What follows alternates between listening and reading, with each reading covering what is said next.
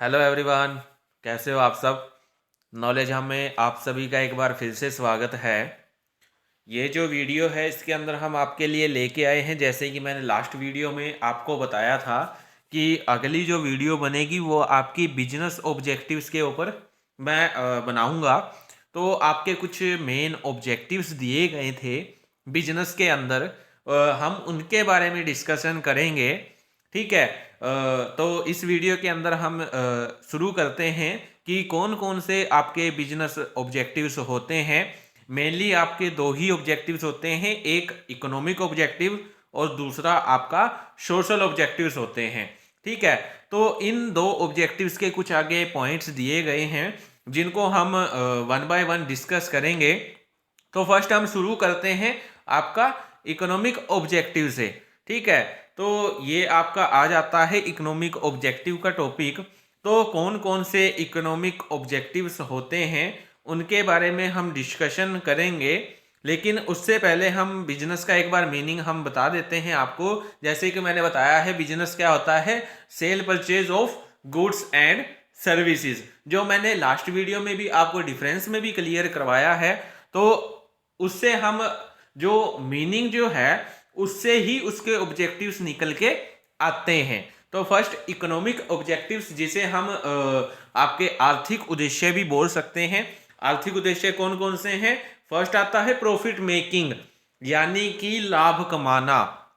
जो आपका बिजनेस होता है उसका ये मोस्ट इंपॉर्टेंट ऑब्जेक्टिव होता है। क्या मोस्ट इंपॉर्टेंट ऑब्जेक्टिव है? लाभ कमाना। ठीक है, प्रॉफिट मेकिंग। तो कोई भी बिजनेस है, ठीक है, वो हम क्यों सेटअप करते हैं? ताकि हम ज्यादा से ज्यादा क्या कर सके, प्रॉफिट अर्न कर सके। तो ये आपका इकोनॉमिक ऑब्जेक्टिव है जिसमें आप क्या करते हो, प्रॉफिट मेकिंग का काम करते हो। मीन्स प्रॉफिट अर्न करते हो, ज्यादा से ज्यादा लाभ कमाने की कोशिश करते हो। हर बिजनेस का यही ऑब्जेक्टिव होता है, ज्यादा से ज्यादा प्रॉफिट को अर्न करना। तो ये आपका फर्स्ट पॉइंट था। उसके बाद देन आपका सेकंड पॉइंट आता है। अब सेकंड पॉइंट क्या आता है? Creation of customers. क्या करना? कस्टमर को क्रिएट करना। जैसे कि फॉर एग्जांपल मान लीजिए आपने कोई नई ऑर्गेनाइजेशन शुरू की है, आपने कोई नया बिजनेस स्टार्ट कर दिया है। ठीक है। जो प्रॉफिट मेकिंग जो ऑब्जेक्टिव है वो आपने सेट कर दिया है। आपने क्या करना है, ज्यादा से ज्यादा प्रॉफिट अर्न करोगे। लेकिन कैसे करोगे? अगर आपके पास कस्टमर्स हैं तो आप प्रॉफिट अर्न कर सकते हो। तो उसके लिए, प्रॉफिट को अर्न करने के लिए आपको क्या करना पड़ेगा? Creation of customers. मीन्स ज्यादा से ज्यादा कस्टमर जो हैं वो आपको अपनी तरफ क्या करना पड़ेगा, अट्रैक्ट करना पड़ेगा। ठीक है, उनको आपकी ऑर्गेनाइजेशन की तरफ आपको क्या करना पड़ेगा, अट्रैक्ट करना पड़ेगा, ताकि आपके जो बिजनेस जो है उसके साथ वो क्या कर सके, जुड़ सके। ठीक है। मान लीजिए कि आप क्या करते हो, न्यू न्यू पॉलिसीज लेके आते हो। ठीक है, न्यू न्यू डिस्काउंट ऑफर्स लेके आते हो। ठीक है, उनके लिए कुछ नई नई स्कीम्स आप लेके आते हो। जैसे कुछ इलेक्ट्रॉनिक्स प्रोडक्ट होते हैं, इलेक्ट्रॉनिक प्रोडक्ट पे आप डिस्काउंट रखते हो। जैसे आपने अकॉर्डिंग टू क्या कर दिया, जो फेस्टिवल्स होते हैं उनके अकॉर्डिंग आपने क्या किया, आपने स्कीम्स रख दी, डिस्काउंट स्कीम्स रख दी।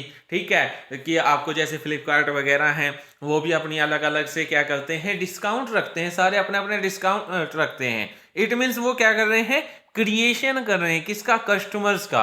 कस्टमर्स का क्रिएशन कैसे कर रहे हैं? अपनी तरफ अट्रैक्ट कर रहे हैं।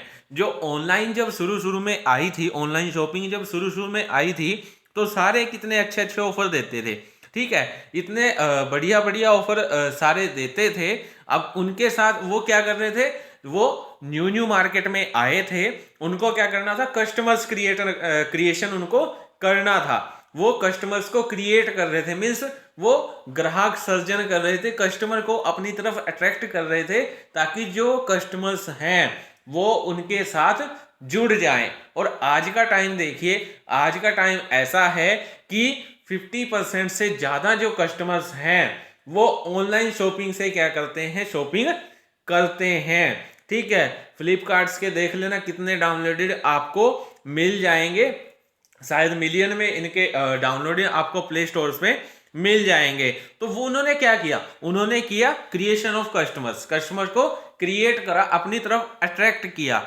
ठीक है, क्यों? क्योंकि ये उनका ऑब्जेक्टिव था, प्रॉफिट मेक करना भी उनका ऑब्जेक्टिव था और कस्टमर को क्रिएट करना भी उनका ऑब्जेक्टिव था, जो कि वो कर रहे हैं। आगे से आगे वो और कस्टमर्स को क्या कर रहे हैं, अपने साथ जोड़ रहे हैं। ठीक है, उसके बाद आपका नेक्स्ट पॉइंट आता है, देन उसके बाद आपका थर्ड पॉइंट आता है, वो आता है इनोवेशन का। इनोवेशन का यानी कि क्या करना, इनोवेट करना, नव परिवर्तन लेके आना। ठीक है, मान लीजिए कि अगर आपने क्या किया है, बिजनेस स्टार्ट किया है। ठीक है, जैसे आपने स्टार्ट किया था आप वैसे ही क्या कर रहे हो, उसको कंटिन्यू रन कर रहे हो, क्या वो चल पाएगा? नहीं चल पाएगा। क्यों? क्योंकि according to technology, according to environment change and according to political environment change, आपको अपने रूल्स रेगुलेशंस, जो आप टेक्निक्स यूज करते हो, जो भी आप मैकेनिज्म यूज करते हो, आपको क्या करना पड़ता है, सारा कुछ चेंज करना पड़ता है। उसमें आप इनोवेशन आप लेके आ सकते हो। ठीक है, ये आपका क्या होता है, ऑब्जेक्टिव होता है इनोवेशन लेके आना। ठीक है, तो जो आपका फर्स्ट जो ऑब्जेक्टिव है वो क्या है, प्रॉफिट को मेक करना, यानी कि प्रॉफिट को अर्न करना। ठीक है, उसके बाद सेकंड जो ऑब्जेक्टिव आता है वो क्रिएशन ऑफ कस्टमर्स, यानी कि कस्टमर्स को क्रिएट करना, अपनी तरफ आपको क्या करना पड़ेगा, अट्रैक्ट करना पड़ेगा।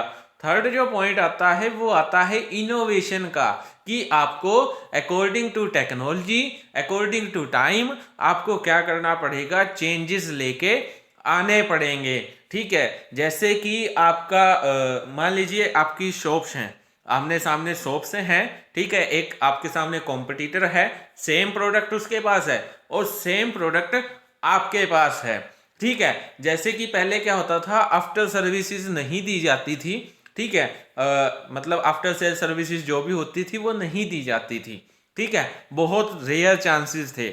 तो आपका जो कॉम्पिटिटर है वो उसी पॉलिसी पे काम कर रहा है, उसने कोई चेंज नहीं किया है अपने बिजनेस के अंदर। ठीक है, और आपने क्या किया है, आप क्या करते हो, आप मार्केट के अकॉर्डिंग चलते जा रहे हो, एनवायरनमेंट के अकॉर्डिंग आप चलते जा रहे हो। ठीक है, आप क्या करते हो, डे बाय डे आप अपने जो आपका बिजनेस है उसके अंदर आप क्या कर रहे हो, चेंज लेके आ रहे हो। जैसे इनोवेशन की बात हम करते हैं, आपने पहले प्रोडक्ट को सेल करना शुरू किया, देन उसके बाद आप धीरे धीरे से क्या करने लग गए, आफ्टर सेल सर्विसेज आप प्रोवाइड करवाना शुरू कर रहे हैं।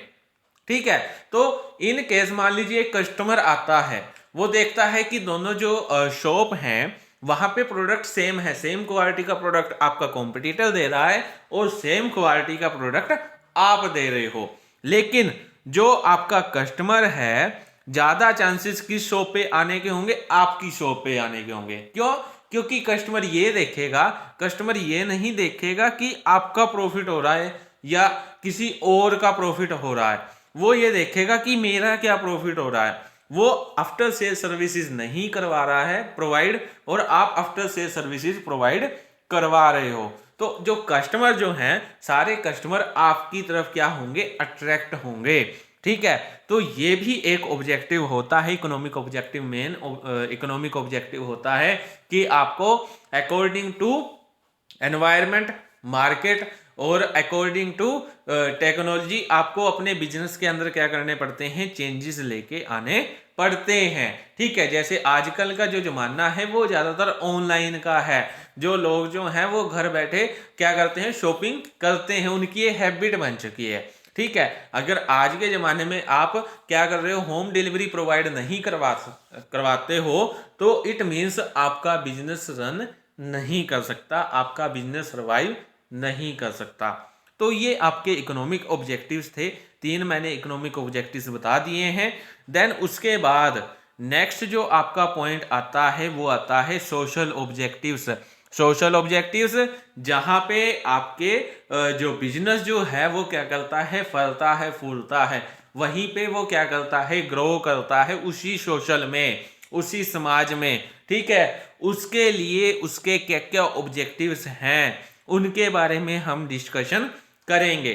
फर्स्ट आता है high quality of goods at fair prices, यानी कि मान लीजिए जिस एरिया में आपका बिजनेस है, ठीक है, तो आप क्या करोगे, उस एरिया के जो लोग हैं, पीपल हैं, पर्सन्स हैं, उनको आप क्या करोगे, हाई क्वालिटी की गुड्स प्रोवाइड करवाओगे एट फेयर प्राइसेस पे, अच्छे दाम पे क्या करोगे, बढ़िया क्वालिटी की उनको जो है गुड्स दोगे, उनको माल दोगे, ठीक है, अच्छी क्वालिटी का प्रोडक्ट उनको एट फेयर प्राइसेस, यानी कि जैसी कीमत है, जो मतलब कि उनको भी अच्छी लगे और आपको भी ठीक लगे, वो ऐसी कीमत पे आप क्या करोगे, उनको गुड्स प्रोवाइड करवाओगे। ये आपके बिजनेस का ऑब्जेक्टिव बनता है उस सोशल के प्रति, उस सोशल के लिए जिसमें आपका जो बिजनेस है वो क्या कर रहा है, ग्रो कर रहा है, ठीक है। उसके बाद नेक्स्ट पॉइंट आपका आता है कंट्रीब्यूशन टू कम्युनिटी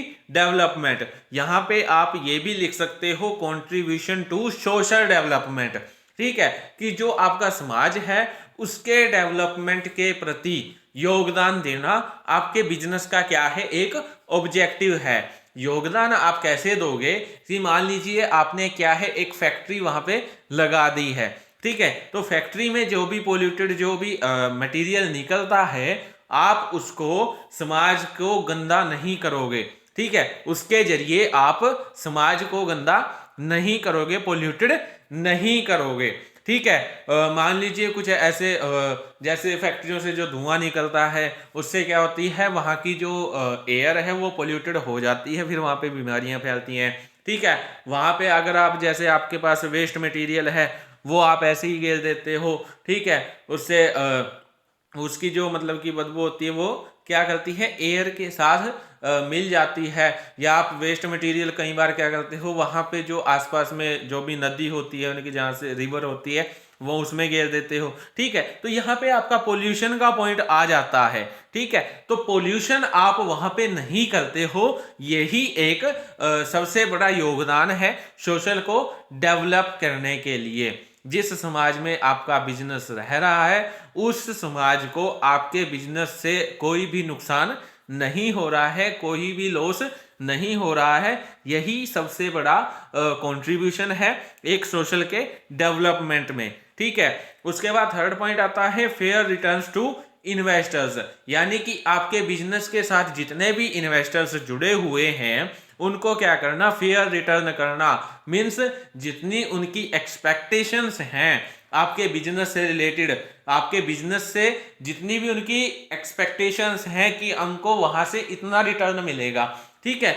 आप उनकी जो एक्सपेक्टेशंस हैं उनको पूरा करते हो, ठीक है, उनको उतना ही मीन्स उतना ही उनको रिटर्न देते हो उनकी इन्वेस्टमेंट पे जितना कि वो आपसे एक्सपेक्ट कर रहे थे, ठीक है। इससे क्या है, इससे आपके जो इन्वेस्टर्स हैं वो खुश रहते हैं, ठीक है, और वो आपके जो बिजनेस में हैं वो क्या करते हैं, पैसा लगाते रहते हैं। तो ये भी आपके बिजनेस का एक सोशल ऑब्जेक्टिव बनता है कि जो भी सोशल है, इन्वेस्टर्स भी आपके सोशल में ही आते हैं, आपके समाज में ही आते हैं, ठीक है। जो भी इन्वेस्टर्स आपके बिजनेस में पैसा लगा रहे हैं उनको क्या करना, फेयर रिटर्न देना। उसके बाद देना आपका पॉइंट आता है प्रोवाइडिंग एम्प्लॉयमेंट, कि जिस समाज में, जिस सोशल में आपका जो बिजनेस है वो वर्क कर रहा है, वो ग्रो कर रहा है, वहां के जो पीपल हैं, वहां के जो पर्सन्स हैं, उनको क्या देना, एम्प्लॉयमेंट देना, उनको रोजगार प्रदान करना, जिससे कि उनका लिविंग स्टाइल जो है वो भी क्या होगा, अच्छा होगा, ठीक है।